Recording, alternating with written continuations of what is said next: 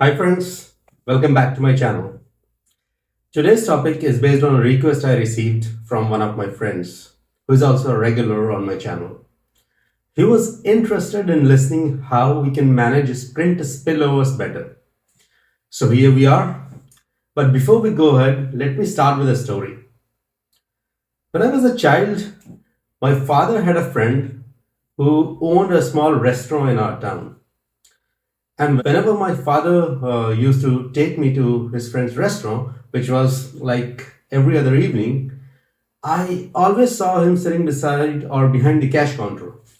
I would just sit with a chocolate or some biscuits in my hand and observe everything, while my father and his friend spent time talking about politics, sports, family, and every other thing.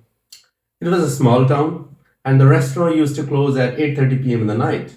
And we often stayed until the closing time, and then all three of us used to go back to our homes. So I saw the restaurant grow in business right in front of my eyes. One important thing that I observed and would use to wonder often was how does the restaurant knows how much food to make on any particular day? Because of the numerous days that I sat there, I never saw a customer being refused food, say at 8 p.m. in the night, saying, sorry, the restaurant has run out of food. Neither do I remember food being wasted in large quantities. I remember, though, seeing the restaurant workers carry polybags with food in it at the end of the day. Sometimes the quantity of inside those polybags was less, sometimes more. But that was it. I seldom saw huge bags of leftovers being disposed of. So, why am I telling you this story? Curious, right? Let's take this analogy to software development teams practicing Scrum, with each operational day of the restaurant be like a sprint for software teams. I see two things happening in general. Let's see those two scenarios. Scenario 1. Today is the last day of the sprint. The team is in a team meeting and they are, oh, today is the last day of the sprint and we still have so many leftover stories to complete. Our sprint reports and matrix would be all over the place. What should we do? And they come up with some solutions. Let's close all the stories and maybe create new ones for the leftover work which we would do in the next sprint. And let's also ask our Scrum Master to have a training session with us to help us write more smaller stories. Looks like the last training that we had was not enough. We need more such trainings.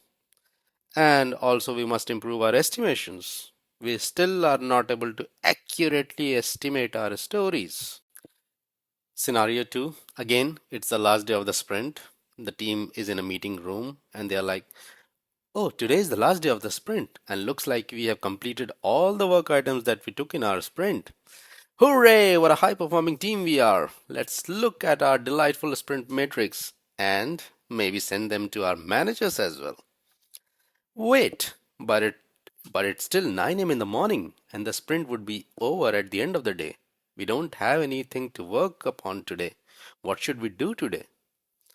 There are some solutions offered by the team. Someone says, cut us some slacks. Let's enjoy a free day. If we pull something in our sprint today, there would be spillovers.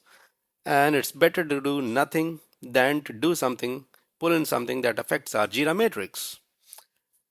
Or the second option, someone says, I have a better option. Let's start with the next sprint work, but not pull anything in our current sprint. We would pull in tomorrow once we have completed our existing sprint so that our matrix would remain unaffected. These are the typical dysfunctional behaviors of a team obsessed towards producing features after features without having an iota of understanding of what value do those features carry.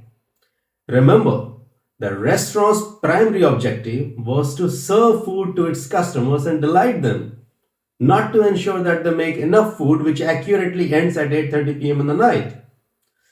Tools like Jira add on to these anti-patterns as they emphasize on all the possible wrong areas. They add to the team's obsession over velocity, predictability, and other such garbage metrics. Yes, I'm including predictability in my list of junk matrix because tools like Jira measure predictability as the number of story points completed in a sprint from the total number of story points that were committed during the sprint planning, or the number of issues completed in the sprint from the initial commitment. How can a tool be so wrong that it completely ignores the value of the sprint goals? Predictability should be, did the team achieve its sprint goal, or how often does the team meet its sprint goal? How predictable it is. So, how do you know when and how to manage sprint spillovers? There are two cases here. One, teams that are not driven by product and sprint goals and they experience spillovers and they want to control it. In this case, to be honest, it doesn't matter what they do because they are already meaninglessly being output driven. Case number two, teams are driven by sprint goals that are outcome driven. They experience some spillover and they want to control it. In this case, the team must first deliberate together and find if the sprint spillover is having any effect on the team's ability to inspect and adapt the increment. If the spillover has an effect, then a possible solution could be to have less audacious or smaller sprint goals, which is simpler to achieve for the team. However, the impact of spillovers must be clearly understood before taking any decisions, as not all spillovers may be bad. Understand it through a scenario. A team is outcome driven and they normally produce valuable increments at the end of their sprints. Now imagine they are in sprint X where they are lagging by a day or two. The sprint is ending today, but they are not confident if they would be able to produce an increment. They think that by tomorrow or maybe day after tomorrow they will be able to produce a working increment. So they decide to organize a workshop on how to come up ways to prevent such spillovers. What do you think? Should they do it? Is it a waste or it isn't? Please leave your thoughts in the comment section below. Coming back to the topic. Scrum, if not done correctly, can become the biggest agile anti-pattern in itself. The focus should always be on the outcome and never be on the output. If you wish to practice Scrum successfully, focus on number one, driving value through sprint goals. Create meaningful goals and try to achieve those.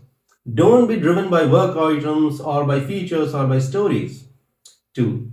Do away with your obsession over sprint spillovers. As in the restaurant story, remember, a little sprint spillover is completely okay and would happen if your goal is to delight your customers.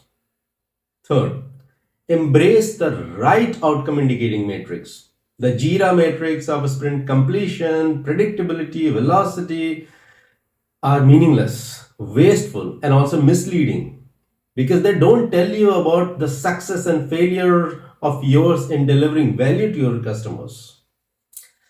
Hope you liked this video. Please subscribe to my Agile channel, Agilopedia, if you did. If there is any topic on which you would like me to talk about, please share it in the comment section of this video. Thank you.